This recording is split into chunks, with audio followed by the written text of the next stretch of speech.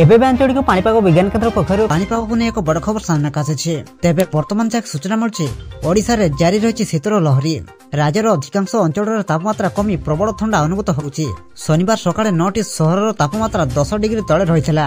आहुरी 2 दिन राज्य में शीत जारी रहिबार संभावना रही। एने भुवनेश्वर स्थित आंचलिक पाणीपाग केन्द्र पक्षर सूचना दिया जायछि।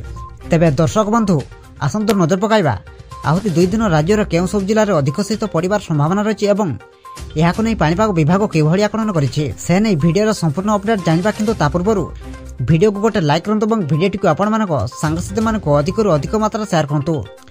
जदि आम चैनल रे आपण प्रथम थर भिडियो देखुछंती ताहले एबे ही चैनल को सब्सक्राइब करी पाखरे था बेल आइकन को प्रेस करी ऑल नोटिफिकेशन कन को रखंतु जहा द्वारा आगो को पाणीपाग संबंधी लेटेस्ट अपडेट आपण माने सर्वप्रथम आम चैनल माध्यम रे पाई परिबे।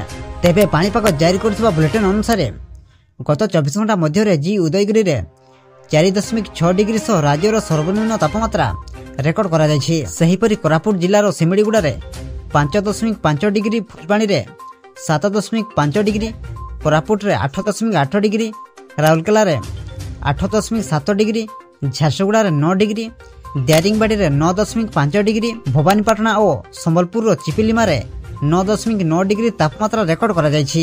दर्शक बंधु पाणीपाग केन्द्र सूचना अनुसार ओडिशा को एबे उत्तर दिगरु ठंडा और शुष्क वायु प्रभाव जारी रही। यार प्रभाव में तापमात्रा कमी अधिक ठंडा अनुभूत होउछि। दर्शक बंधु वर्तमान समय यह होउछि बड़ खबर। अन्यपटे रविवार अर्थात आज सकाळे घन कुहुडी पई कोरापुट, कंधमाल, अनुगुड़ और सुंदरगढ़ जिला को येलो वार्निंग जारी होइछि। यह सहित रविवार अर्थात आज सकाळ जाए अनुगुड़, ढेंकानाल, खोर्धा, कटक, गजपति, गंजाम, नयागढ़, केन्दुझर और मयूरभंज रे हालुकारु मध्यम धरणर कुहुडी हेबार संभावना रही। दर्शक बंधु सेति पई आपण माने सतर्क रुहंतु।